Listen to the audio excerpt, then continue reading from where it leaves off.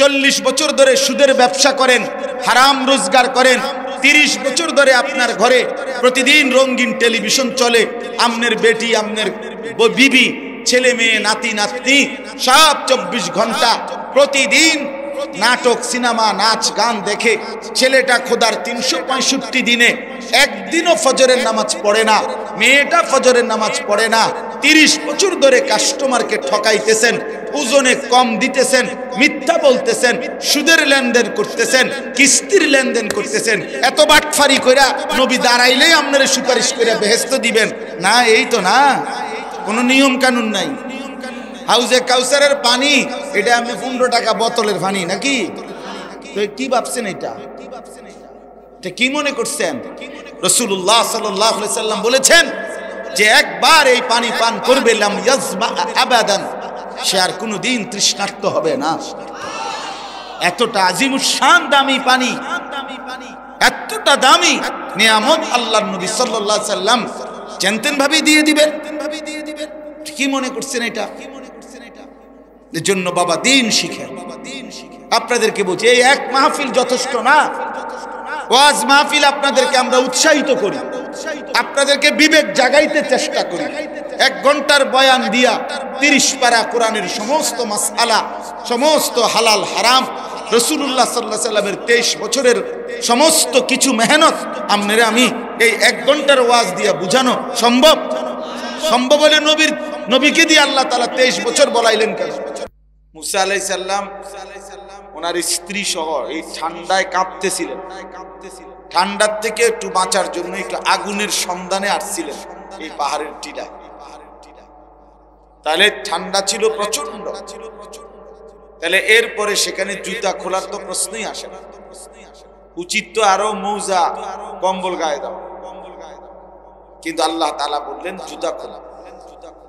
তার মানে আল্লাহর কথা, আল্লাহর ওয়াহি, এটা জুতা খুলে শোনা আলো। কোরআনুল কারীম আল্লাহ তাআলার ওয়াহি কিনা? বলেন না, আল্লাহর কালাম কিনা? হযরত জিবরাইল আলাইহিস সালাম 23 বছরে নবী সাল্লাল্লাহু আলাইহি সাল্লামের উপরে কোরআন নাজিল করতেন। আবার এমনি তো অন্যান্য কথাবার্তা বলার জন্য আল্লাহর পক্ষ থেকে আসতেন। তো তিনি যখন মানুষের আকৃতিতে রাসূলুল্লাহ সাল্লাল্লাহু আলাইহি সাল্লামের সামনে আসতেন, কখনো অদৃশ্যভাবেই আসতেন, নবীজি সাল্লাল্লাহু আলাইহি সাল্লামের সাহাবীরা সেটা দেখত না, কিন্তু কখনো কখনো জিবরাইল আলাইহিস সালাম মানুষের আকৃতিতেও আসতেন। তখন এসে কথা বলার জন্য আল্লাহর নবী সাল্লাল্লাহু আলাইহি সাল্লামের সামনে বিনয়ের সাথে বসতেন। আগে বসতেন, এরপরে বলতেন, এবং বসাটাও এতটা ছিল যে হাদিসে জিবরাইলের মধ্যে আছে একদম নবী সাল্লাল্লাহু আলাইহি সাল্লামের মুখোমুখি বরাবর হয়ে বসতেন। ফলে নবীজির হাঁটু বরাবর হাঁটু, নবীজির বুক বরাবর বুক, চোখ বরাবর চোখ, এত মনোযোগী। এই জন্য এইটাও একটা আদব যে আল্লাহর কথা বসে শুনতে হয়। কোরআন সুন্নাহর ইলমের জন্য আদব জরুরি। আমাদের কওমি মাদ্রাসাগুলোতে যুগ যুগ ধরে 6 বছরের নুরানির বাচ্চা, 25 বছরের দাওরায়ে হাদিসের ছেলে, সবাইকেই বড় ছোট যুগ যুগ ধরে জুতাবিহীন সমান জায়গায় বসাইয়া তারপরে ইলম শিখানো। এটা কোরআন সুন্নাহ থেকেই গ্রহণ করা আদব।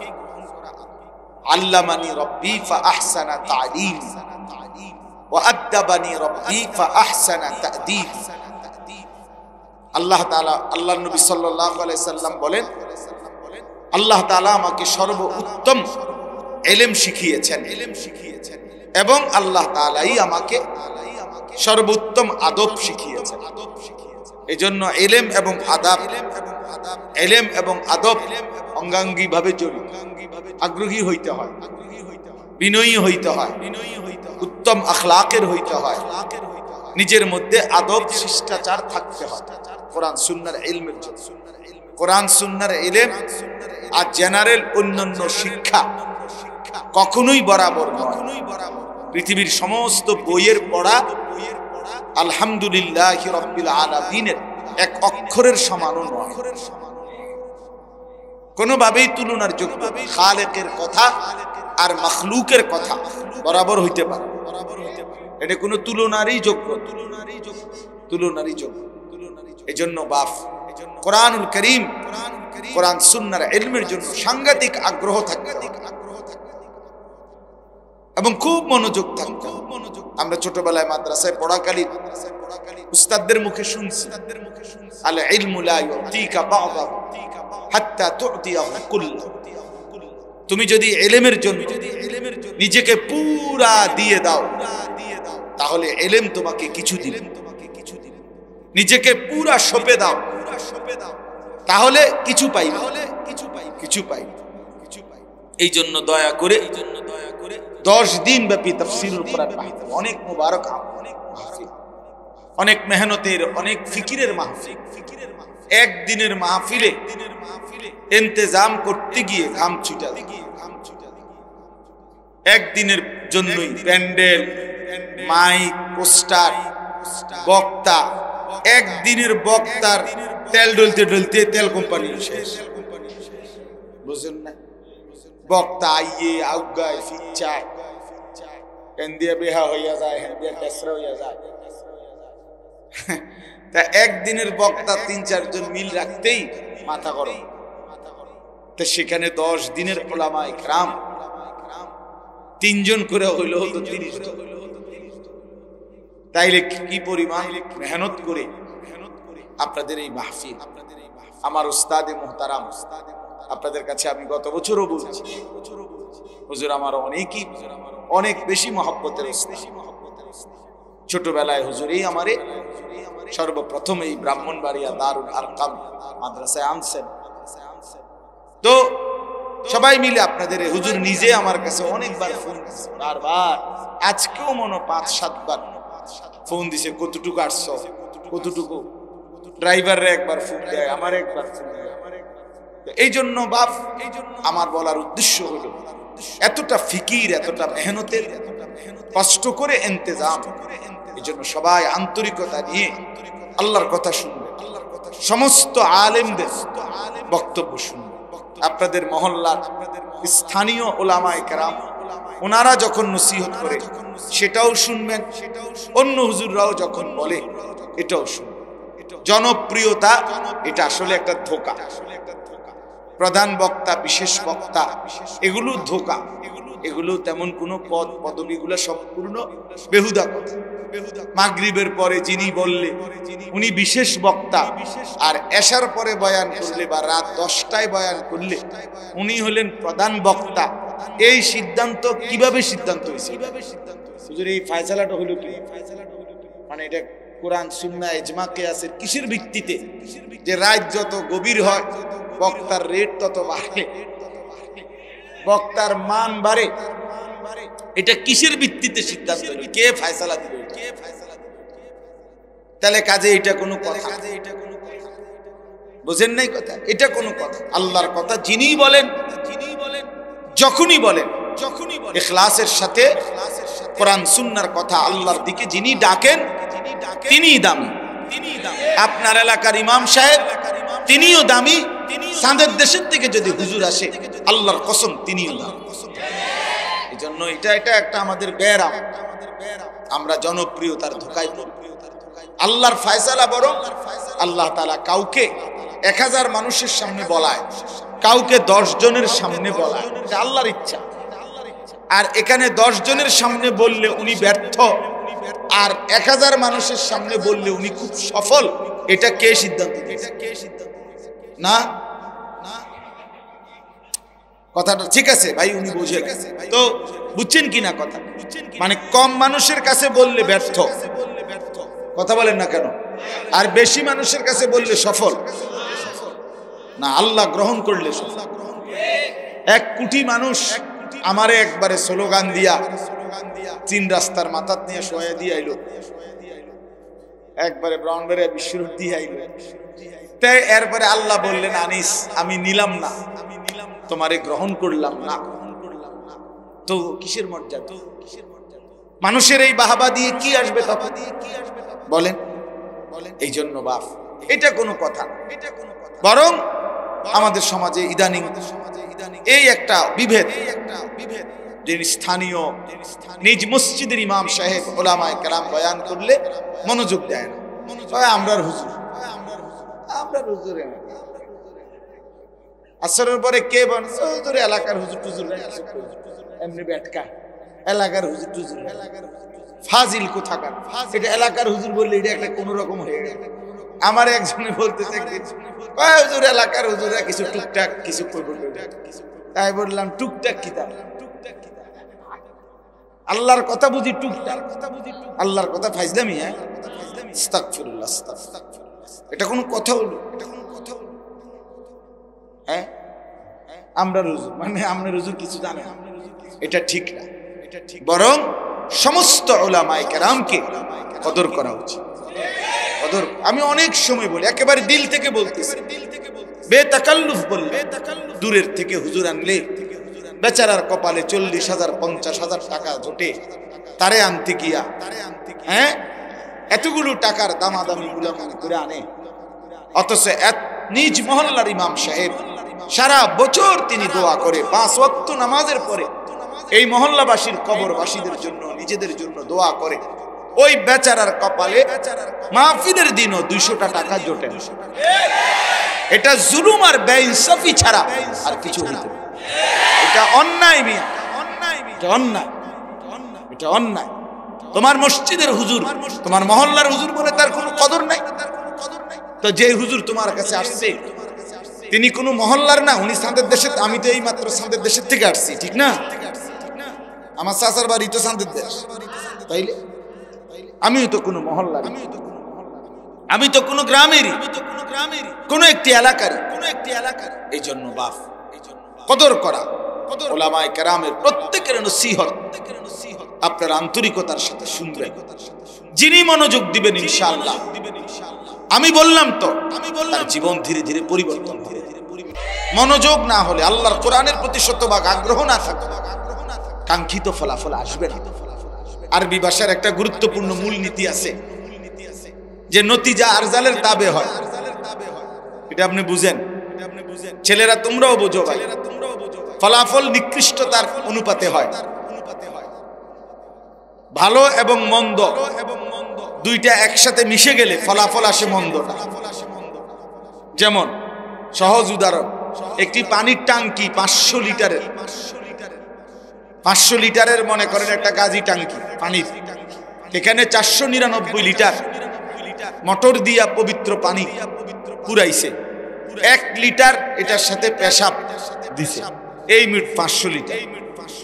এখন হইলো কয় লিটার? 500 লিটার। তাহলে 499 লিটার পবিত্র পানি, 1 লিটার নাফাক পানি পেশাব একত্র হওয়ার পরে এখন এই পানির হুকুম কি বলেন? সবাই বলেন। তাইলে কি আসলো? ফলাফল আসলো কোনটা? মন্দটা। ভালো এবং মন্দ মিশার পরে ফলাফল আসছে কোনটা? এইটারে কয় নতিজা আরজালের তাবে হয়। ফলাফল নিকৃষ্টতার অনুপাতে হয়। এই জন্য আমি বলি বুট আর ওয়াজ দুইটা যখন একসাথে কেন হয় তো ফলাফল আসবে বুট। বাদাম এবং ওয়াজ, ফলাফল আসবে বাদাম। জুরানি আর ওয়াজ মানে ওয়াজও শুনছে, হ্যাঁ, কদ্দুর জুরাইছে, কদ্দুর ওয়াজ শুনছে, ফলাফল আসবে জুরানি। এটা গুরুত্বপূর্ণ, মনে রাখবেন। পরে জিজ্ঞাসা করবে চাচা কি শুনলেন, বলেন, বলবে যে কথা তো সবই ভালো বলছে, কত কথাই তো কইছে, কোনটা কইছে আসলে কিচ্ছু মনে নাই, উনি কিছুই শুনে নাই। এই জন্য বাপ গাফিল না হও, গাফিল না হও, গাফিল না হও। সবাই ইনশাআল্লাহ আল্লাহর কথার প্রতি আমার অনুরোধ, সব সময় মসজিদের জুমার বয়ান, মাহফিলের এই বয়ান, ওলামায়ে কেরামের ইসলাহি বয়ান যখনই শুনবেন তো পুরা দিল, কান, চোখ খাড়া করে ইন্না ফি যালিকা লাযিকরা লিমান কানা লাহু কলবুন আও আলকাস সামআ ওয়া হুয়া শাহীদ, আল্লাহ তাআলা বলেন, নিশ্চয়ই যে দিল, কান এবং সশরীরে উপস্থিত থেকে আল্লাহর কথা শুনে আল্লাহর কোরআনের মধ্যে তার জন্য নসিহত, উপদেশ আছেই আছে। দিল খোলা, কান খোলা, চোখ খোলা, হ্যাঁ, এই তিন জিনিস যার একসাথে মনোযোগী আন্তরিকভাবে আছে, তো আল্লাহর কোরআন তার জিন্দেগি বদলায় দেয়। গাফেল মানুষের পরিবর্তন হয়। গাফলত অনেক বড় বরবাদি। তিনটা জিনিস মানুষকে জাহান্নামে নিয়ে যায়: গাফলত, জাহালত, দলালত। এক নাম্বার হচ্ছে গাফলতি, খামখেয়ালি।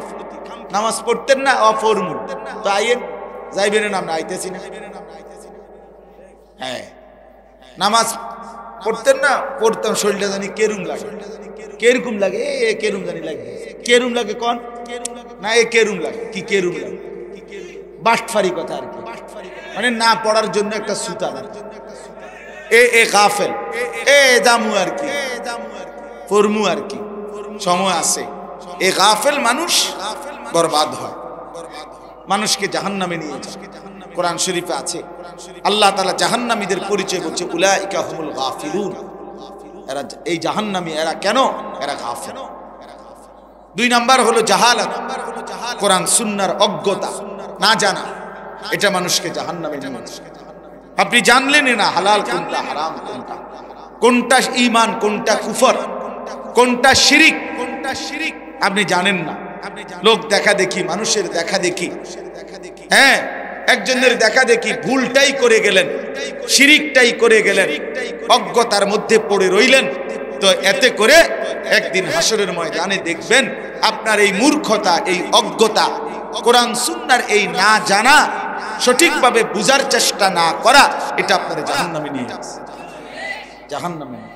হ্যাঁ, সব সময় মনে রাখবেন, যারা ভণ্ড, প্রতারক, দ্বীনের নামে মানুষকে প্রতারণা করে, এই ভণ্ড বেশরা, এদের সব সময়ের একটা চেষ্টা যেন নিজ ভক্ত মুরিদ, নিজ অনুসারী যেন কোরআন সুন্নাহর বিশুদ্ধ ইলম যেন না জানে, না শিখে, এটা সবসময় চেষ্টা করে।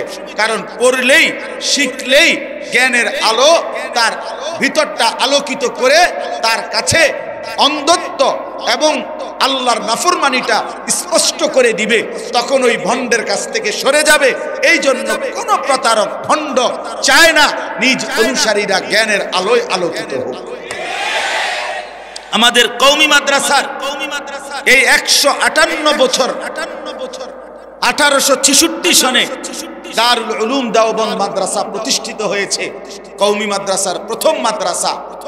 আজকে 2024 সাল, এই 158 বছর ধরে মনে রাখবেন, এই ভারতীয় উপমহাদেশে কওমি মাদ্রাসার বিরোধিতার, এই আমাদেরকে ওয়াহাবি বলে, আমাদেরকে বিভিন্ন নবীজির ব্যাপার নিয়ে অনেক কিছু বলতে চায়। এই সবটার একটা মূল বিষয় হইল, কোনোভাবেই যেন সর্বশ্রেণীর মুসলমান, ওলামায়ে উম্মত, এই ওলামায়ে দেওবন্দের কাছে না আসে। কারণ আসলেই কোরআন সুন্নাহর ইলম শিখবে আর আলোকিত হবে, তখন এই ভণ্ডামি বন্ধ হয়ে যাবে। এটা একটা বড় কারণ, এটা একটা বড় কারণ। হ্যাঁ, এটাই প্রমাণিত। প্রতিনিয়ত মুসলমানের সন্তান হাফেজ হচ্ছে, আলেম হচ্ছে, আলহামদুলিল্লাহ। ভণ্ডামি, শিরিক, বিদআত প্রতিনিয়ত দুনিয়া থেকে, সমাজ থেকে কমেই যাচ্ছে, কমে যাচ্ছে, বেড়ে যাচ্ছে। আলহামদুলিল্লাহ, এমন রিপোর্ট তেমন একটা নাই, বরং কমে যাচ্ছে, প্রতিদিন কমে যাচ্ছে। আমাদের এই নতুন ছেলেরা, নতুন প্রজন্ম আর এই সমস্ত ডুলাডুলি, কুয়াকুই এটি শুনতে চায় না। হ্যাঁ, নতুন জেনারেশন আল্লাহর কথা শুনতে চায়, হকের কথা শুনতে চায়, উচ্চ কণ্ঠে ইসলামের জন্য জীবন কোরবানির কথা শুনতে চায়। এজন্য এক মামুনুল হক কোথাও দাঁড়াইলেই সেটা মিছিল হয়ে যায়, এমনি দাঁড়াইলেই হয়। মামুনুল হক হাঁটলেও মিছিল। ঘটনাটা কি এরকম হইল কা না? মানে নতুন প্রজন্ম চায় আল্লাহর জন্য, ইসলামের জন্য কিছু করতে চায়। আলহামদুলিল্লাহ, আলহামদুলিল্লাহ। আজকে হুজুর আমারে কুমিল্লা ইউনিভার্সিটির ছাত্ররা, সরাসরি ইউনিভার্সিটির ছাত্ররা দাওয়াত দিছে, আগামী 7 তারিখ দিচ্ছিলাম দুপুরবেলা তাদের ইউনিভার্সিটির ছাত্রদের প্রোগ্রাম। আমরা এটা বুঝছি, আমরা এটা বুঝি আলহামদুলিল্লাহ। নতুন প্রজন্ম আলহামদুলিল্লাহ ইসলাম জানতে চায়, আল্লাহর কোরআন শিখতে চায়। এজন্য এই বিদআত খুরাফাত, এই কুফর শিরিক, এই নাস্তিকতা ইনশাআল্লাহ বাংলাদেশের জমিনে থাকবে না ইনশাআল্লাহ। কোনো সন্দেহ নাই। বাংলাদেশের গলিতে গলিতে, রাস্তার মোড়ে মোড়ে, প্রতিটা আনাচে কানাচে আল্লাহর দয়ায় অসংখ্য অগণিত ছোট বড় কওমি মাদ্রাসা প্রতিষ্ঠিত হয়েছে। এটা প্রমাণ করে এদেশের মানুষের সাথে কওমি মাদ্রাসার সম্পর্ক একেবারে গ্রাম পর্যায়ে, ইউনিয়ন পর্যায়ে, ওয়ার্ড পর্যায়ে, ঘরকে ঘর এখন কওমি মাদ্রাসার উলামায়ে কেরাম, তালেবে ইলম মুসলমানদের ঘরে ঘরে আছে। আলহামদুলিল্লাহ, আলহামদুলিল্লাহ, আলহামদুলিল্লাহ। এজন্য জাহালত, মূর্খতা মানুষকে জাহান্নামে নিয়ে যায়। কোরআন সুন্নাহর জ্ঞান না জানে, 60 বছর বয়স, আল্লাহর কোরআন দেখে দেখেও পড়তে পারেন না, একটা সূরা শুদ্ধ পড়তে পারেন না, একটা দোয়া কালাম পড়তে পারেন না, তাব্বাত ইয়াদা কুল হুয়াল্লাহ সূরাটাও সুন্দর বলতে পারেন না, আত্তাহিয়াতু দোয়ায়ে কুনুত পড়তে পারেন না। আপনি বেহেশতে যাইবেন গা? বেহেশত আপনার মামুর বাড়ি? হ্যাঁ, বেহেশত আপনার চাচার শ্বশুর বাড়ি? আপনি কি ভাবছেন? অনেক মানুষ এটা মনে করে, মিয়া খামখেয়ালি করে, বিড়ি খাইতে খাইতে 60 বছর শেষ, আমরা বেহেশতে যাইবো গা, আমরা আশেকের রাসূল। চা দোয়ানে গপ মারতে মারতে বেহেশতে যাইবো গা। বেহেশত আপনি কি মনে করছেন? 2টা রুম আর একটা বারিন্দা নাকি? তো কিতা? হ্যাঁ, সুপারিশ কি কোনো নিয়ম কানুন নাই? নবী সাল্লাল্লাহু আলাইহি সাল্লাম সুপারিশ করবেন, এটার কোনো নিয়ম কানুন নাই নাকি? হ্যাঁ, আপনার মুখে বিড়ি, সিগারেট, 40 বছর ধরে সুদের ব্যবসা করেন, হারাম রোজগার করেন, 30 বছর ধরে আপনার ঘরে প্রতিদিন রঙিন টেলিভিশন চলে, আপনার বেটি, আপনার বিবি, ছেলে মেয়ে, নাতি নাতনি সব 24 ঘন্টা প্রতিদিন নাটক, সিনেমা, নাচ, গান দেখে ছেলেটা খোদার 365 দিনে একদিনও ফজরের নামাজ পড়ে না, মেয়েটা ফজরের নামাজ পড়ে না। 30 বছর ধরে কাস্টমারকে ঠকাইতেছেন, ওজনে কম দিতেছেন, মিথ্যা বলতেছেন, সুদের লেনদেন করতেছেন, কিস্তির লেনদেন করতেছেন। এত বাটফারি কইরা নবী দাঁড়াইলেই আপনারা সুপারিশ করে বেহেশত দিবেন না? এই তো না, কোনো নিয়ম কানুন নাই। হাউজে কাউসারের পানি, এটা আপনি 15 টাকা বোতলের পানি নাকি? তো কি ভাবছেন? এটা কি মনে করছেন? রাসূলুল্লাহ সাল্লাল্লাহু আলাইহি সাল্লাম বলেছেন যে একবার এই পানি পান করবে, লাম ইয়াজমা আবাদান, সে আর কোনোদিন তৃষ্ণার্ত হবে না। এতটা আজিমুস শান দামি পানি, এতটা দামি নিয়ামত আল্লাহর নবী সাল্লাল্লাহু আলাইহি সাল্লাম জানতেন ভাবে দিয়ে দিবেন। কি মনে করছেন এটা? এর জন্য বাবা দিন শিখেন। আপনাদেরকে বলছি, এই এক মাহফিল যথেষ্ট না, ওয়াজ মাহফিল আপনাদেরকে আমরা উৎসাহিত করি, আপনাদেরকে বিবেক জাগাইতে চেষ্টা করি। 1 ঘন্টার বয়ান দিয়া 30 পারা কোরআনের সমস্ত মাসআলা, সমস্ত হালাল হারাম, রাসূলুল্লাহ সাল্লাল্লাহু আলাইহি সাল্লামের 23 বছরের সমস্ত কিছু মেহনত আপনারা আমি এই 1 ঘন্টার ওয়াজ দিয়া বুঝানো সম্ভব? সম্ভব হলে নবীকে দিয়ে আল্লাহ তাআলা 23 বছর বলাইলেন কেন? কথা বলেন না কেন? তিনি 23 বছর বললেন কেন? নূহ আলাইহিস সালাম 950 বছর বললেন কেন? এজন্য দিন শিখেন। বয়স্ক বাবাদেরকেও বলি, দিন শিখেন, আল্লাহর কোরআন শিখেন। প্রয়োজনীয়, জরুরি, সবাইরে বলি না দাওরায়ে হাদিসে ভর্তি হইতে, সবাইরে বলি না, কিন্তু প্রয়োজন পরিমাণ যেটুকু হলে আমার আখিরাত জান্নাত হবে, জাহান্নাম থেকে বাঁচবো, হালাল হারামের বিষয়গুলো, জায়েজ না জায়েজের বিষয়গুলো, মৌলিক প্রয়োজনীয় সূরা, কেরাত, দোয়া, কালাম, ওযু, গোসলের সহি নিয়ম কানুন, আপনি এতটুকু শিখবেন না? কথা বোঝেন নাই? অসংখ্য মুসলমান ঠিকমতো ফরজ গোসল করতে জানে না। আমি চ্যালেঞ্জ করলাম এখানে এখন আমি ডাক দেই, এই কলেজ, ইউনিভার্সিটি, স্কুলের এই যে জেনারেল ছেলে দাঁড়িয়ে আছে, বসে আছে, আমি দাঁড় করাই এখানে, লজ্জা দেওয়া না, আমি বুঝাইতে চাই। কেন শিখবে না? সে মুসলমানের সন্তান না? তার বাবা তারে এই জ্ঞান থেকে বঞ্চিত করলো কেন? তার মা তার উপর এত বড় জুলুম করলো কেন? কয়টা ভাত খাওয়ানোর লাগা তারে এতুডি বই পড়াইলো, অথচ একদিন সে দেখে যে এই পড়াইগুলা ছাড়াও কত মানুষে মূর্খ হইয়াও ভাত খায়। দুনিয়া বুক করে, বিয়া করে, বাড়ি করে, গাড়ি করে, নেতাগিরি করে, মাতবুরি করে, অথচ নামটাও দস্তখত করতে পারে না, টিপসই দেয়। তো হেঁটে খায় করতে কথা বলে। দুনিয়াতে এমনি অর্জন হয়। দুনিয়া তো বুবা মানুষও ভোগ করে মিয়া। বুবা বুবা যে কথা বলতে জানে না সে বিয়া করে না। বুবা মানুষে ভাত খায় না, বুবা মানুষে ঘুমায় না, বুবা মানুষে পেশাব পায়খানা করে না, বুবা মানুষের বাচ্চা কাচ্চা হয় না। তো কেমনে হয়? বুবা। দুনিয়া তো এমনি ভোগ করা যায় মিয়া। দুনিয়াতে আল্লাহ এমনি দেয়। সন্তানকে আল্লাহর কোরআন থেকে বঞ্চিত করলেন কেন? রাসূলুল্লাহ সাল্লাল্লাহু আলাইহি ওয়াসাল্লামের সুন্নাহ থেকে বঞ্চিত করলেন কেন? আপনি বাবা আল্লাহর কোরআন থেকে বঞ্চিত হলেন কেন?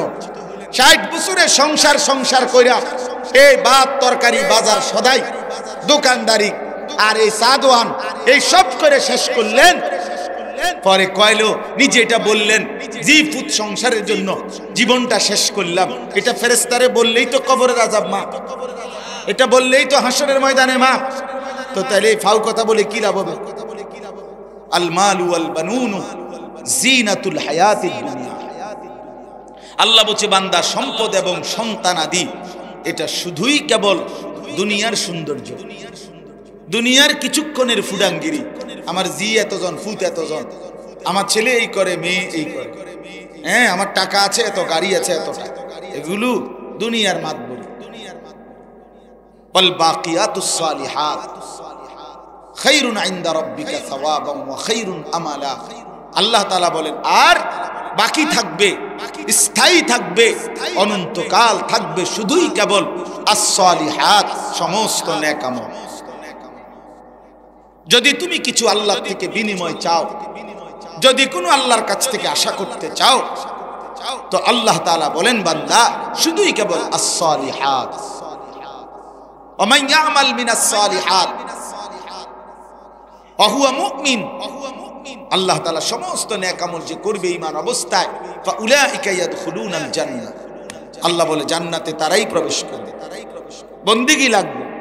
মান আমিলা সালিহাম মিন যাকারিন আও উনসা ওয়া হুয়া মুমিন, আল্লাহ বলে ঈমান ঠিক রেখে যে নেক আমল করবে পুরুষ কিংবা নারী, আমি আল্লাহ ওয়াদা দিলাম ফালানুহিয়ান্নাহু হায়াতান তাইয়্যিবা, আমি তারে দুনিয়াতেও আরামের জীবন দেব, ওয়ালা নাজজিয়ান্নাহুম আজরাহুম বিআহসানি মা কানু ইয়ামালুন, আর আখিরাতে তার সমস্ত নেক আমলের সর্বোত্তম বিনিময়, সর্বশ্রেষ্ঠ নিয়ামতে ভরা জান্নাত দিয়ে দেব।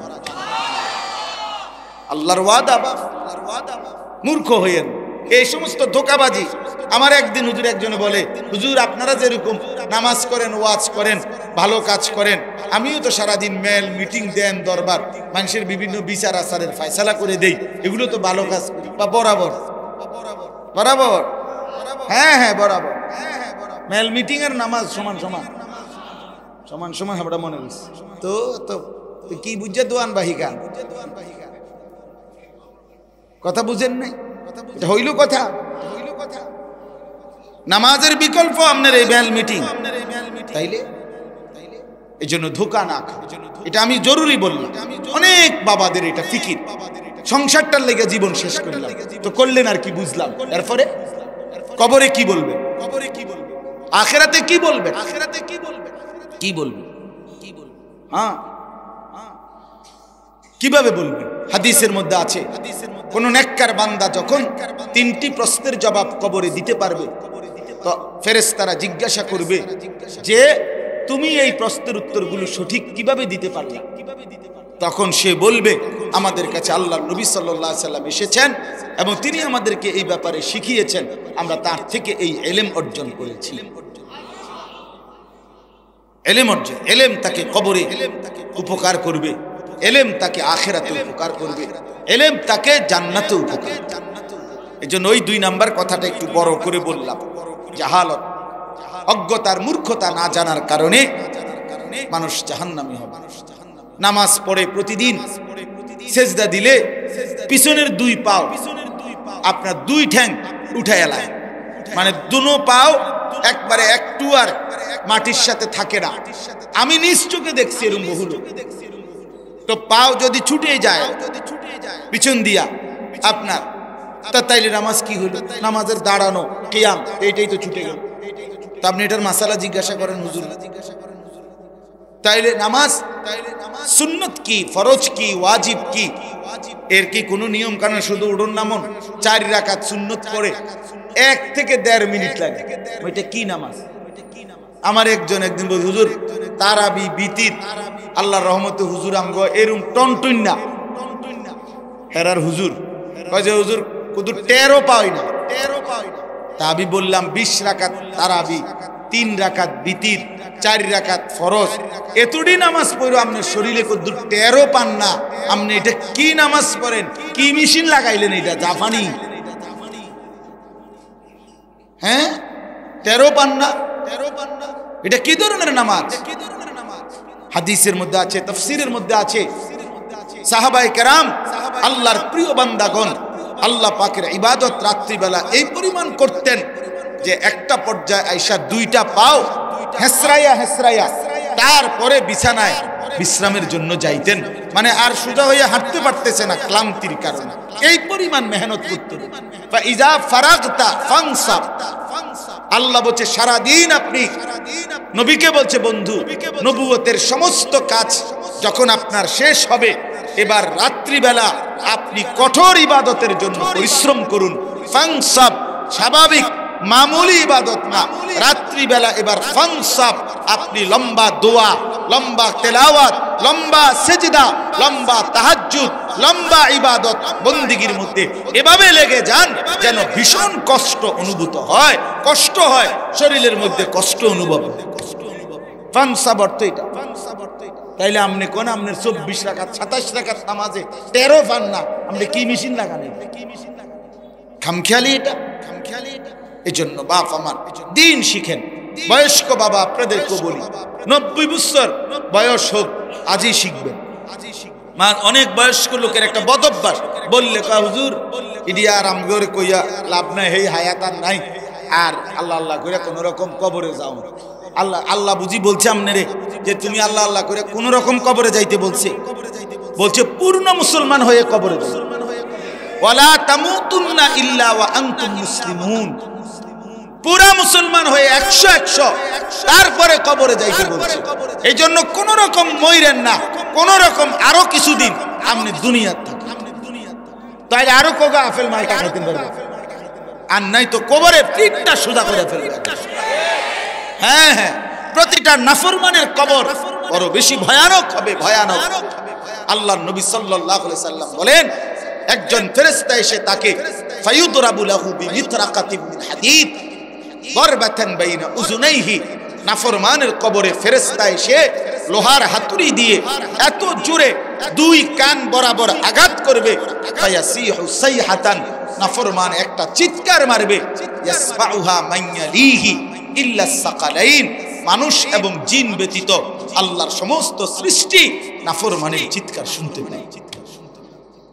কবর কি খামখেয়ালি মনে করছে?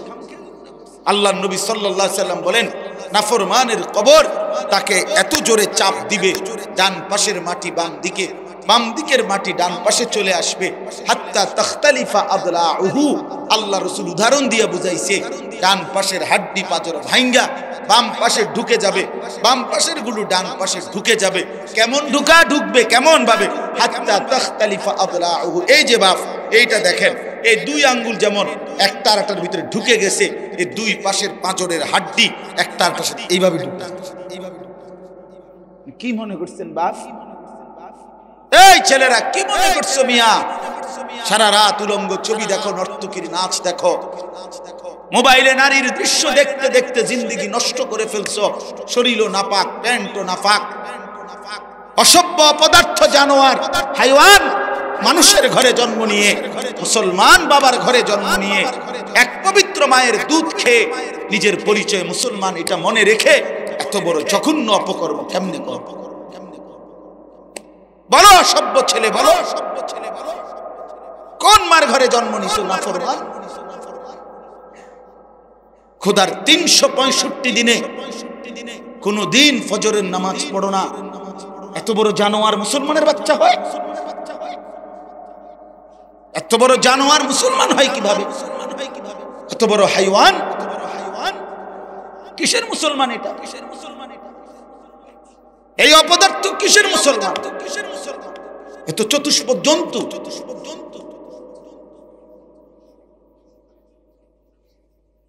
আল্লাহ আমাদেরকে মাফ করুন। ছেলে পেলে ভাবতে শিখো বাবা, নিজেরে নষ্ট করে দেওয়ার মধ্যে কি ফায়দা? নিজের জিন্দেগি বরবাদ করে দেওয়ার মধ্যে কি ফায়দা পাবে? একটা মোবাইল জীবনের সব, একটা নারী জীবনের সব, একটা মোটর সাইকেলের জন্য আমরা পৃথিবীতে আসছি। এই বন্ধুদের কিছুক্ষণের আড্ডা, এই খালাস। আহা, একদিন রাত গভীরে চোখ বন্ধ করলে দেখবা প্রিয় বন্ধু আমার, তোমার পাশে আর কেউ নাই। একদিন এই পৃথিবীর সব আলো বাতাস চলবে, এই পৃথিবীর গাড়ি ঘোড়া চলন্ত বাতাস, রোদ বৃষ্টি সব থাকবে, পৃথিবীর মানুষগুলো দৌড়বে ছুটবে, মৃত্যু তোমার একদিন একদম স্তব্ধ করে দিবে। সেদিন দেখবে সবাই ব্যস্ত, তুমি কেবল শান্ত। সেদিনও দোকান খুলবে, সেদিনও রোদ উঠবে, সেদিনও বৃষ্টি ঝরবে, সেদিনও হাজারো মানুষের ব্যস্ততা থাকবে, শুধু তুমি বন্ধু থাকবা, তুমি বন্ধু থাকবা। হ্যাঁ প্রিয় ভাই আমার, এটা জরুরি বিষয়, বুঝতে শিখো। নিজের ভালো, নিজের কল্যাণ, এটা বহুতই জরুরি, বহুতই জরুরি। যাই হোক, আমি লম্বা করে ফেলছি আমার কথা। তৃতীয় কথা হলো দলালাত। কোন ব্যক্তি হকের রাস্তা, জান্নাতের রাস্তা, সঠিক রাস্তা থেকে পথ হারিয়ে ফেলা, কুফরির মধ্যে লিপ্ত হলো, শিরিকের মধ্যে লিপ্ত হলো, বিদআতের মধ্যে লিপ্ত হলো, সামাজিক বদরসম কুসংস্কারের মধ্যে লিপ্ত হয়ে গেল। দুনিয়ার ইহুদি, খ্রিস্টান, কাফের, বেঈমান, নাস্তিক, মুরতাদ, মুশরিক, নর্তকী, গায়ক, নায়ক, এই অসভ্যদের কাছে তার জীবন সঁপে দিল। তাদের মতোই তার মানে সে দালালাত, পথভ্রষ্ট হয়ে গেল। হকের রাস্তা, জান্নাতের রাস্তা, আলোর রাস্তা থেকে বঞ্চিত হয়ে গেল, পথ হারা, গোমরা হয়ে গেল। এটা তারে জাহান্নামে নিয়ে যাবে। এটা তারে কই নিয়ে যাবে বাপ? আমায় ইউদলিলিল্লাহু ফামা লাহু মিন হাদ। আল্লাহ কোরআনে বলছে, আল্লাহ যাকে পথ হারা করে দেয়, সে আর কোথাও কোনো পথ প্রদর্শক পায় না। আল্লাহ থেকে যদি কারো বন্ধন ছুটে যায় বন্ধু, তার জন্য আর কোনো পথ প্রদর্শক নেই। কোরআনের সরাসরি আয়াত আল্লাহ বলছে, আল্লাহ তাআলা বলছে, কোরআন শরীফে কতভাবে বলছে আল্লাহ যে নাফরমানদের পুরোটা জিন্দেগি কেমন কেমন? আমালুহুম কারামাদিন ইশতাদ্দাত বিহির রিহু ফি ইয়াউমিন আসিফ। আল্লাহ তাআলা বলছে সমস্ত বেঈমানের জীবনটা, তার মেহনত, তার কর্মকাণ্ড আল্লাহকে ছেড়ে দিয়ে ভুল পথে চলে, নাফরমানির রাস্তায় চলে, তার জীবনটা হলো এমন যে ছাই বোঝেন, চুলার যে ছাই, এই ছাই কোন ব্যক্তি রাস্তার মাঝখানে মনে করেন এক পাশে এমন জায়গার মধ্যে স্তূপ দিল, অনেক ছাই, একটা ঝড়ো বাতাস, একটা প্রচন্ড বেগে বাতাস এসে এই ছাইগুলোকে পলকের মধ্যে, মিনিটের মধ্যে উড়াইয়া ফেললো। আল্লাহ পাক বলেন সমস্ত কাফের, বেঈমান, নাফরমান, পাপী সারা জিন্দেগীর সমস্ত কর্মকাণ্ড ওই ছাইয়ের মতো প্রচন্ড বাতাস, যেটাকে মিনিটের মধ্যে উড়িয়ে ফেলে। কারামাদিন ইশতাদ্দাত বিহির রিহু ফি ইয়াউমিন আসিফ। আল্লাহ তাআলা বলেন, আল্লাহ বলেন আমালুহুম কাসারাবিন বিকিআতিন ইয়াহসাবুহু যামআনু মাআ হাত্তা ইযা জাআহু লাম ইয়াজিদহু শাইআ। আল্লাহ বলে সমস্ত নাফরমান পাপী তার জীবনটা হলো ওই মরিচিকার মতো, যে রাস্তার এই পাশ থেকে প্রচন্ড রৌদ্রে, এই পিচ ডালা রাস্তায় দূরে তাকাইলে মনে হয় যেন পানি থই থই করতেছে রাস্তার উপরে, রৌদ্রের মধ্যে দৌড়াইয়া তৃষ্ণার্ত ব্যক্তি পানির আশায় যখন সেখানে যায়, গিয়ে দেখে লাম ইয়াজিদহু শাইআন, কিছুই না, সেটা মরিচিকা। সেটা ধোঁকা। আল্লাহ তাআলা বলেন আল্লাহকে বাদ দিয়ে, আখিরাতকে ভুলে গিয়ে, ইবাদতকে ভুলে গিয়ে, নামাজ রোজা হালালকে ভুলে গিয়ে, বাপ বন্ধু জওয়ান বুড়ো আমি আপনি সবাই রে বলছি, আল্লাহ তাআলা যেন বলেন, আল্লাহ বলেন যেন এটা ওই বেঈমানের মতো যে মনে করেছিল সেটা পানি, কিন্তু গিয়ে দেখে কিছুই না, কিছুই না। আমি তো সবসময় বলি বাবা, এই ঘর বাড়ি দালান বিল্ডিং খাট ফার্নিচার সোফা যা সাজাইলেন, আপনি মরার 20 বছর পরে আপনি নিজে আইসা একদিন কবর থেকে ফেরেশতারে একটু বইলা কইয়া, ভাই আমি শুধু জামু আর আসবো, আমার ঘরে আমি মরার আগে বিশ্বাস করো ভাই নিজে দাঁড়াইয়া থাইকা সোফাডি বানাইছি, খাট বানাইছি, ফার্নিচার বানাই, 6টা চেয়ার বানাইছি, এত সুন্দর করে একটা ডাইনিং টেবিল বানাই দিয়ে আসছিলাম। আজ 20 বছর পরে আমার মনে পড়ছে ফেরেশতা আমার ঘরের আসবাবগুলো আসেনি কত চাইয়াই, শুধু দেখে আইসা বলবো, আমি এরপরে থাকতাম না কইলাম। তো ফেরেশতা যদি কোনো কারণে অনুমতি দেয় তা আইসা দেখবেন খোদার কসম আপনার 20 বছর পরে আপনার সাজানো সেই ফার্নিচার আসবাবপত্র কিচ্ছু না, আপনার ঘরে না। যদি জিজ্ঞাসা করেন ছেলে মেয়ে নাতি নাতনিকে সেগুলো কোথায়, বলবে দাদা এগুলো আর এখন চলে না, এই মডেল আর এখন বাজারে চলে না, এই জন্য এগুলো ফেলে দিস, ফেলে দিস, ফেলে দিস। এরই নাম দুনিয়া, এর জন্যই জীবন শেষ, এর জন্যই জীবন শেষ। অতএব এই 3 জিনিস খেয়াল করা। 1 নাম্বার গাফলত বলেন, 2 নাম্বার জাহালত, 3 নাম্বার দালালাত। 1 নাম্বার হলো খামখেয়ালি অবহেলা, কর্ম করতেছি। আরেকটা হলো অজ্ঞতা মূর্খতা না জানা, আরেকটা হলো পথ হারিয়ে ফেলা, পথভ্রষ্ট হয়ে যাওয়া। আল্লাহ তাআলা আমাদেরকে এই 3টি মুসিবত থেকেই হেফাজত করেন। আল্লাহ তাআলা আমাদেরকে জান্নাতের পথ, সিরাতে মুস্তাকিমের পথ আল্লাহ তাআলা আমাদের জন্য আলোকিত করে দেন, আলোকিত করে দেন। প্রিয় ভাই আমার, আমি সহজ কথাই এটা বলতে চাই, এই মাহফিল, এই ওয়াজ, আমরা আসলে উলামায়ে কেরাম উম্মতের ফেরিওয়ালা। আমরা একটা কথা বিশ্বাস করি, ফেরিওয়ালা জানে তার মালামাল যদি 2 ঘন্টায়ও বলার পরেও কোনো কাস্টমারও যদি একজনও না আসে তার সামনে, তারপরেও ফেরিওয়ালা তার বলা বন্ধ করে না, গলি গলি সে শুধু চিৎকার করতেই থাকে, কবি ইধার কবি উধার, কবি ইধার কবি উধার, কখনো এদিকে কখনো সেদিকে। ফেরিওয়ালা তার মাল নিয়ে গলি গলি ঘুরতে থাকে, সে ভাবে আমার মাল কেউ না কিনুক আমাকে বলতেই হবে। উলামায়ে কেরাম উম্মতের ফেরিওয়ালা আপনাদের দুয়ারে দুয়ারে ঘুরে ঘুরে আপনাদের কাছে আল্লাহর কথা, আখিরাতের কথা, পরকালের কথা বারবার বলতেছে, বারবার একই কথা। এই কবর, হাসর, মিজান, ফুলসিরাত, জান্নাত, জাহান্নাম, হালাল হারাম, জায়েজ না জায়েজ, নেক আমল, গুনাহ, এই নাকি আর কি কোনো অভিনব কথা? এই কথা সব বক্তার ওয়াজ এটাই, সব খতিবের বয়ান এটাই, সব জুমার আলোচনা এটাই। অতএব এতবার বলা কথাগুলোকে কদর করো। ছেলেরা তোমরা কদর করো, ঠিক আছে না? ইনশাআল্লাহ আল্লাহ তাআলা তৌফিক দান করেন। সূরাটার নাম সূরা দাহান। আমি যেই সূরাটা পড়ছি অল্প সময় আর আমি আপনাদের সামনে পেশ করতেছি 29 নাম্বার পারা।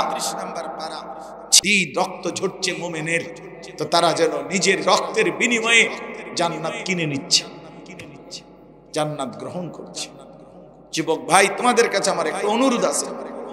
এতগুলো ছেলে তোমরা মাশাআল্লাহ, তোমাদের কাছে আমার একটা অনুরোধ ভাই, আমার এই কথাটা মনোযোগ দিয়ে শুনো। প্রতিদিন ফিলিস্তিনের মুসলমানের রক্তে এই জমিন ভাইসা গেছে।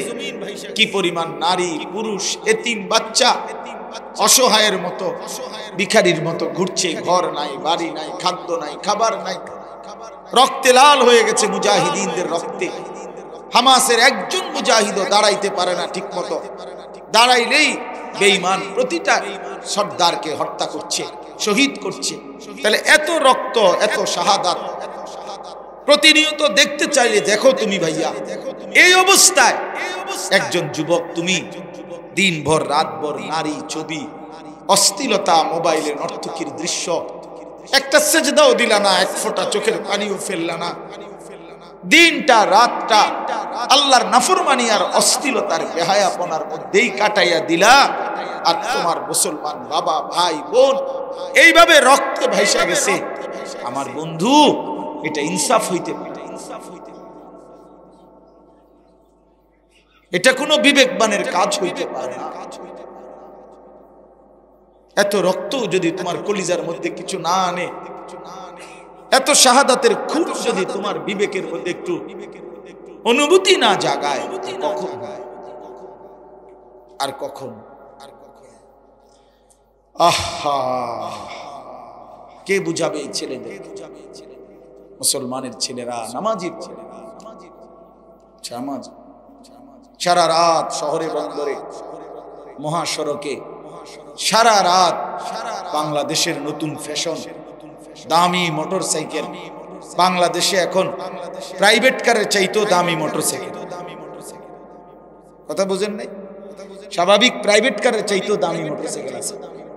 এই মোটরসাইকেল নিয়া যুবতী মেয়ে নিয়া, কার মেয়ে কার ছেলে কে জানে, নিয়া শহরে বন্দরে মহাসড়কে সারা রাত ঘুরে।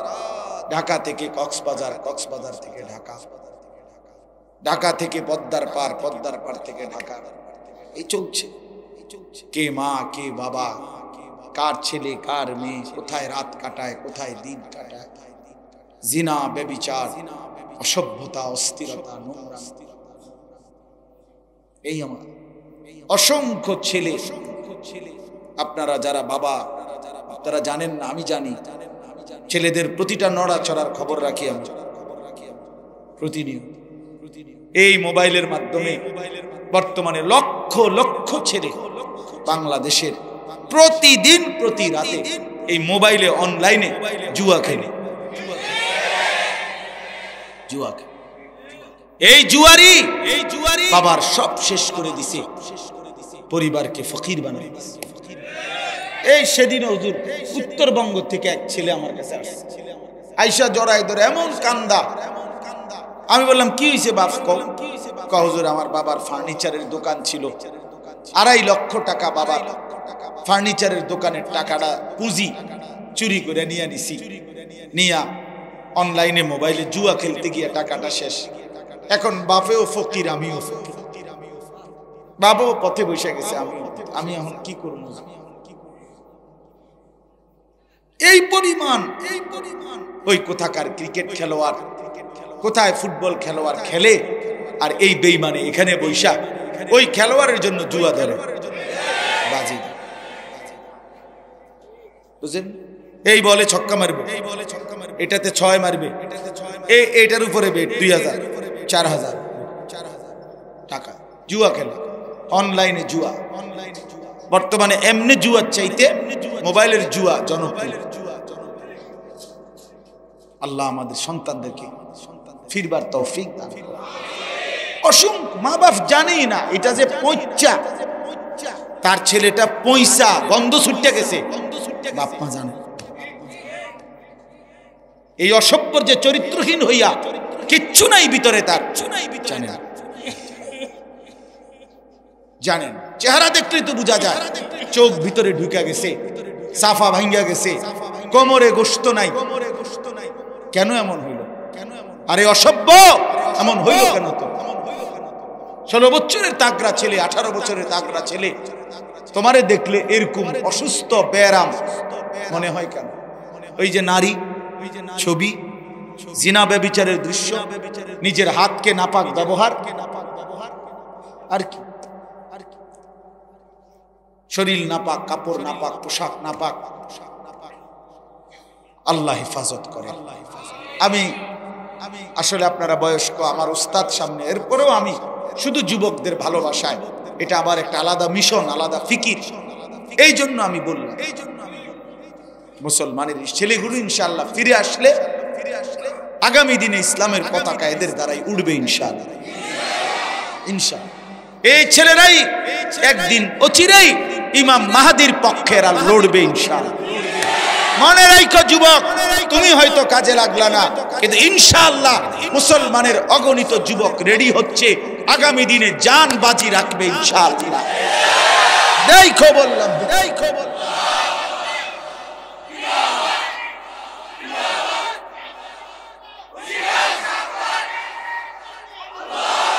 আমরা হতাশ হই নাই, আমাদের উলামায়ে কেরাম হতাশ না। আমরা বলে যাচ্ছি ইনশাআল্লাহ আপনার কোন সাগরেও যদি কেউ, মহাসাগরেও যদি কেউ এক পাশে পানির মধ্যে নিজের হাত দিয়ে এমনি নাড়া দেয়, যদিও মনে হয় যে এত বড় সাগরে আমি নাড়া কদ্দুর দিলে আর কি নড়বে পানি, না, পানি ঠিকই এক বিন্দু হইল নড়ছে, আমার চোখে ধরা খায় নাই, পানি ঠিকই নড়ছে। অতএব যুবকের কলিজার মধ্যে কারো না কারো দিলে ঢুকবে ইনশাআল্লাহ, একদিন বদলাবে ইনশাআল্লাহ, বদলাবে ইনশাআল্লাহ, ফিরবে। আল্লাহ তাআলা তোমাদের সকলকে ইসলামের জন্য কবুল করেন। তো এই সাহাবীর আগ্রহের কথা বললাম, জীবন দিয়ে দিছে, জান্নাতের আশা। এটাই সূরার তাফসীরের মধ্যে, তাফসীরের কিতাবে আছে। এবার তরজমাটা শুনেন। আল্লাহ তাআলা এখানে শুধু একটা কথা মনে করাইছে। আল্লাহ তাআলা আমাদেরকে বলছে, বান্দা, একটি লম্বা সময় ধরে আমি আল্লাহ তাআলা এই পৃথিবীতে ধীরে ধীরে প্রসেসিং করে তোমাকে বানিয়েছি। প্রতিটা মানুষকে আমি বানিয়েছি। মানুষকে আল্লাহ তাআলা 7টি স্তরে বানিয়েছেন। 1 নাম্বার মাটি, 2 নাম্বার বীর্য, 3 নাম্বার জমাট রক্ত, 4 নাম্বার গোশতের টুকরা, 5 নাম্বার হাড্ডির খাঁচা, 6 নাম্বার গোশতের আবরণ, 7 নাম্বার রূহ ফুঁকে দিয়ে মায়ের পেট থেকে বের করছেন। এই 7টি ধাপের মধ্যে আল্লাহ বলেন, বান্দা, প্রথম মাটি।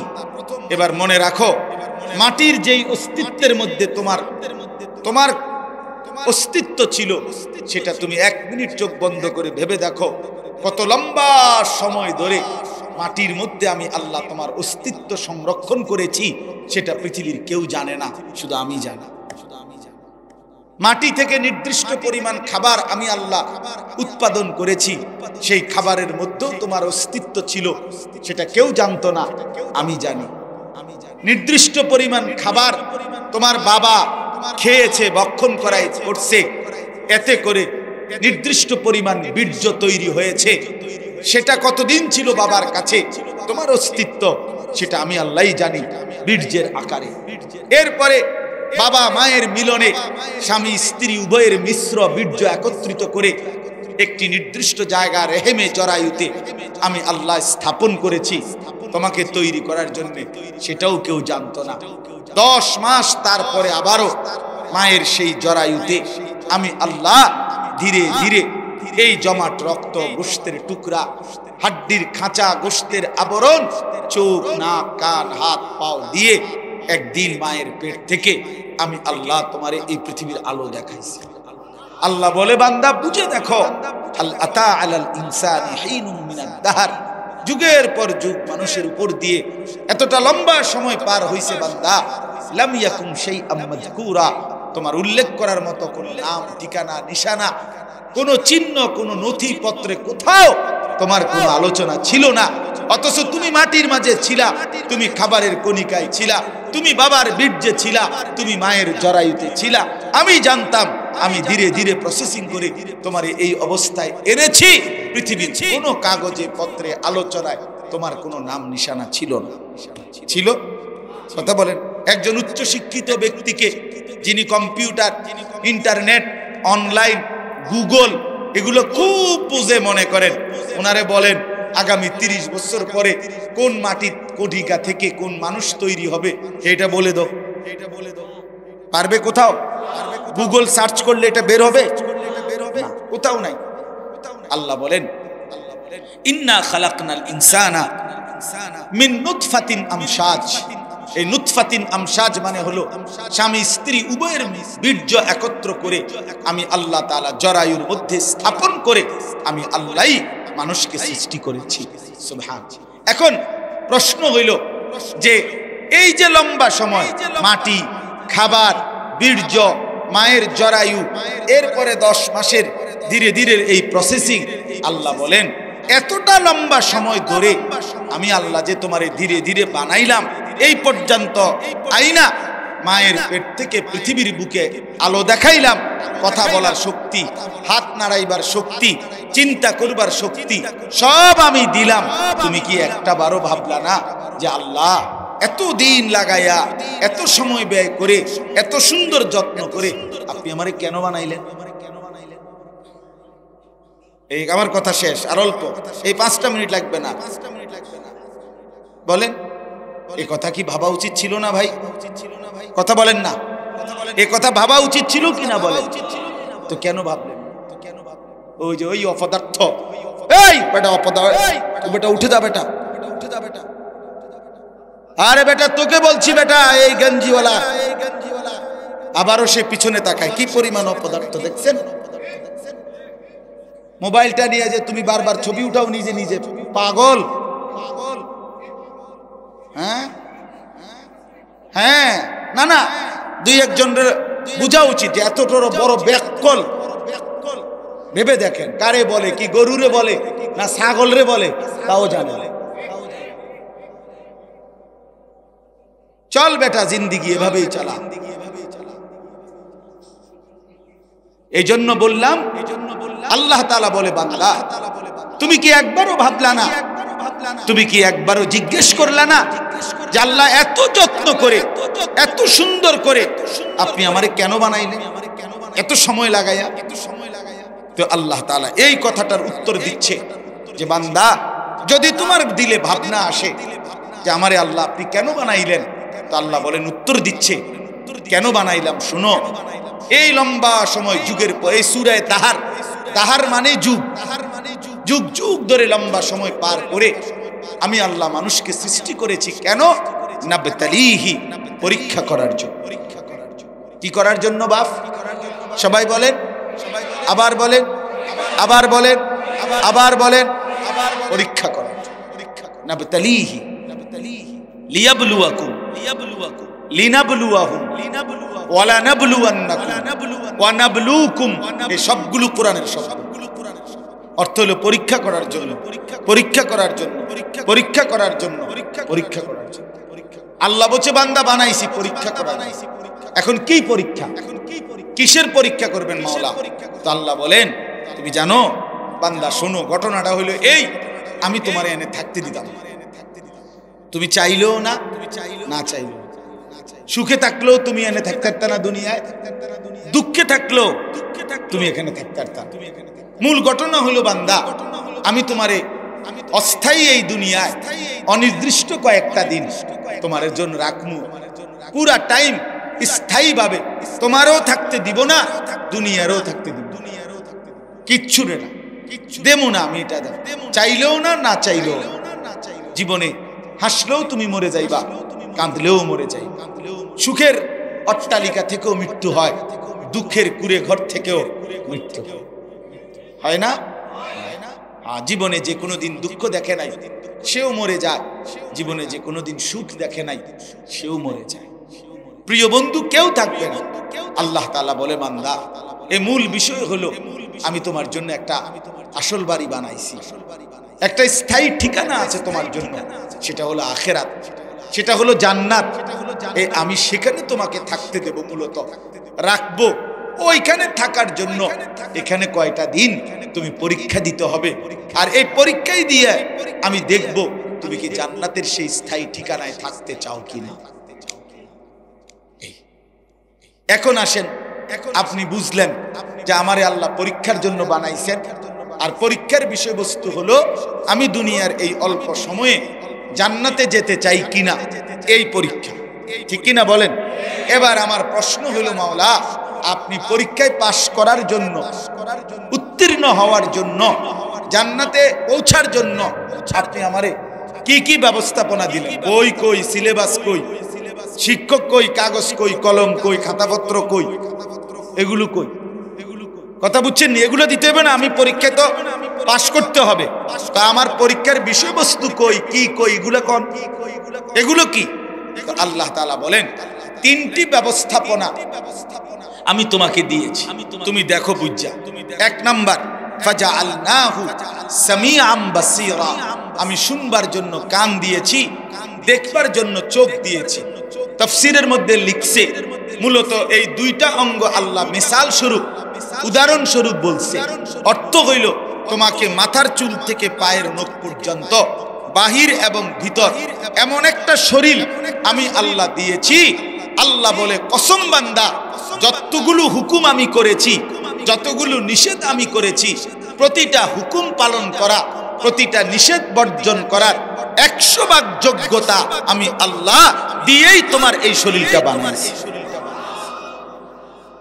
এমন একটা হুকুম আমার নাই যেটা তুমি পারবা না, এটা নাই। এমন একটা নিষেধ নাই যেটা তুমি বাঁচতে পারবা না, এমন কোন বিষয় আমি তোমার দেহের মধ্যে দেই নাই। কথা বুঝছেন? আমার কোমর বাঁকা হয়, এজন্য রুকু করতে বলছি। আমার কোনুই, হাঁটু, কোমর সবকিছু ভাঙ্গা নিচের দিকে যাওয়া যায়, এজন্য সেজদা দিতে বলছি। যদি আমারে তাল গাছ বানাইয়া কইতো সেজদা দিতে, তাইলে না জুলুম হইতো? কথা বোঝেন নাই? তো আমার দেহে আল্লাহ তাআলা আল্লাহকে মানার যোগ্যতা দিয়েছেন কিনা? কথা বলেন না কেন? ইসলামী শরীয়তের একটা বিধান বলেন যেটা আমার দেহের সাথে মানানসই নয়, কি সেটা? নাই, এমন কোন বিধান নাই। যিনি নারীর দিকে তাকাইছেন তো চোখ সামনে পড়ছে মহিলার দিকে। এখন যদি এমন হইতো একবার কোনো মহিলার দিকে নজর পড়লে আমার চোখ আর নিচের দিকে নামাইবার সিস্টেমে নাই, এমন চোখ নিচের দিকে নামানো যায়? তো যায় তো। আল্লাহ তাআলা যেটা নিষেধ করছেন, ভিন নারী দেখো না, তো সেটা মানার যোগ্যতা শরীরের মধ্যে দিছেন কিনা? সোজা কথা, এটি সারা রাত উদাহরণ দেওয়া যায়। যা আল্লাহ তাআলা হুকুম করছেন, যা নিষেধ করেছেন, তা মানার যোগ্যতা 100 ভাগ দেহের মধ্যে দিয়েছে। কুল্লু মাউলুদিন ইউলাদু আলাল ফিতরা, ফিতরাতাল্লাহিল্লাতী ফাতারান নাসা আলাইহা। আল্লাহ বলেন, রাসূলও বলেন, মানব সন্তানকে আল্লাহকে মানার, দ্বীন মানার যোগ্যতা দিয়ে আল্লাহ পৃথিবীতে ভূমিষ্ঠ করেছেন। তাহলে এই একটা। 2 নাম্বার, ইন্না হাদাইনাহুস সাবিলা, এখানে দুইটা। আল্লাহ তাআলা বলেন, আরো 2টা জিনিস আমি তোমার সামনে দিছি। এক, তোমার শরীরে আমারে মানবার, পরীক্ষায় পাশ করবার যোগ্যতা দিছি। 2 নাম্বার, তোমারে বুঝাইয়া বলার জন্য জান্নাতের রাস্তা, হেদায়েতের রাস্তা, পরীক্ষায় পাশ করার রাস্তা বুঝাইয়া দেওয়ার জন্য যুগে যুগে আমি আল্লাহ নবী রাসূল আর নবী রাসূলের পরে উলামায়ে কেরাম প্রত্যেক জামানায় আমি দিয়েছি তোমাকে জান্নাতের রাস্তা, উত্তীর্ণ হওয়ার রাস্তা বুঝাইয়া বলার জন্য। কাজেই এমন কোন যুগে হইছে তোমার, যেই যুগে আলেম ছিল না, তোমারে বুঝাইয়া বলা, হক না হক, হালাল হারাম, জায়েজ না জায়েজ বুঝাইয়া দেওয়ার মতো জমিনে কেউ নাই? এমন কখন বলেন? কথা বলেন না কেন? তাইলে কি আল্লাহ তাআলা বলেন, এই দ্বিতীয় ব্যবস্থা হলো আমি আল্লাহ নবী রাসূল এবং নবী রাসূলের পরে উলামায়ে কেরাম দিয়ে তোমার হেদায়েতের রাস্তা বুঝাইয়া দেওয়ার যাবতীয় ব্যবস্থা আমি করেছি। 3 নাম্বার, আমি তোমাকে বুঝবার জন্য সরাসরি আমার আসমানি কিতাবই তোমার সামনে রাখছি। এই যে ধরো, এটা নাও। তো আল্লাহ তাআলা বলেন, মানার যোগ্যতা দিছি শরীরে, বুঝাইয়া বলার জন্য নবী রাসূল উলামা দিয়েছি, বুঝবার জন্য কিতাব দিয়েছি। এবার সমস্যা কি? বলেন ভাই, বুঝলে বলেন একজন ভাই যে এবার কি অসুবিধা? কথা বুঝছেন কিনা? এবার আল্লাহ বলেন, ইম্মা শাকিরান ওয়া ইম্মা কাফুরা। এবার শুধু আমি দেখব, সব ব্যবস্থাপনা আমি দিয়েছি। বুঝাইয়া বলার জন্য উলামা আছে, বুঝবার জন্য কিতাব আছে, মানবার যোগ্যতা শরীরের মধ্যে আছে। এবার আমি শুধু দেখব তুমি বান্দা আমার অনুগত নাকি অবাধ্য। ইম্মা, কি মিল কোরআন, কি সুন্দর! ইম্মা শাকিরান ওয়া ইম্মা কাফুরা। এবার দেখব তুমি কৃতজ্ঞ না অকৃতজ্ঞ, অনুগত নাকি অবাধ্য। তো যদি প্রশ্ন করেন যে অবাধ্য হইলে কি করবেন, হ্যাঁ, আর অনুগত হইলে কি করবেন, আল্লাহ বলে, শোনো, ইন্না আতাদনা লিল কাফিরিনা, সমস্ত নাফরমান, অবাধ্য বেঈমানের জন্য আমি আল্লাহ পাপীর জন্য আখিরাতে তিনটা জিনিস রাখছি। এক নাম্বার সালাসিলা, আগুনের শিকল 70 হাত লম্বা, 70 জিরাআন ফাসলুকুহু, 70 হাত লম্বা আগুনের শিকল দিয়া তোমারে বেঈমান ফেরেশতা আমার তোরে বাঁধবে। এক নাম্বার। দুই নাম্বার ওয়া আগলালা, তোর গলায় বেড়ির মতো বাঁধ দিবে। এটা এরকম আমি আপনাদের দেখাইলে বুঝবেন। সূরা ইয়াসিনের মধ্যে আছে ইন্না জাআলনা ফি আনাকিহিম আগলালান ফাহিয়া ইলাল আদকানি ফাহুম মুকমাহুন। এইটা আল্লাহ বলেন প্রত্যেক পাপী নাফরমান, এই বেনামাজি সন্তান মনে রাখো, হারামখোর, সুদখোর, ঘুষখোর, কিস্তিওয়ালা মনে রাখো, বেপর্দা মহিলারে বইল যে প্রত্যেকটা পাপী নাফরমানকে হাসরের ময়দানে ফেরেশতারা এই দুই হাত ঘাড়ের পিছনে দিয়া এইভাবে দিয়া এই থুতনির নিচে এই দুই হাতের এই অংশ দিয়ে এইভাবে বাঁধ দিয়ে রাখে। এইভাবে দেখছেন? এইটাই হলো এই সূরা ইয়াসিনের এই কথার অর্থ। ইন্না জাআলনা ফি আনাকিহিম আগলালান ফাহিয়া ইলাল আযকানি ফাহুম মুকমাহুন। অর্থাৎ এইভাবে যখন ফেরেশতা বাঁধ দিবে, খোদার কসম বেঈমান আর কোনোদিন এক সেকেন্ডের জন্য চোখটা আর মাটির দিকে নামাইতে পারবে না। এভাবে দিয়ে রাখলে হেটা নামাইবো কেন?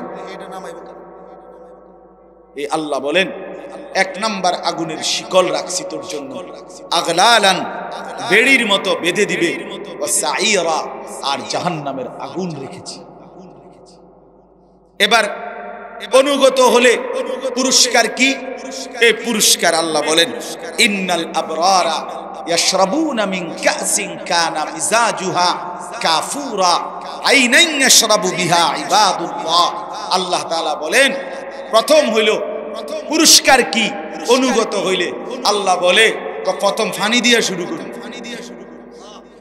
বুঝেন নাই কথা? প্রথম কি দিয়ে শুরু করি? পানি দিয়ে, পানীয় দিয়ে শুরু করি।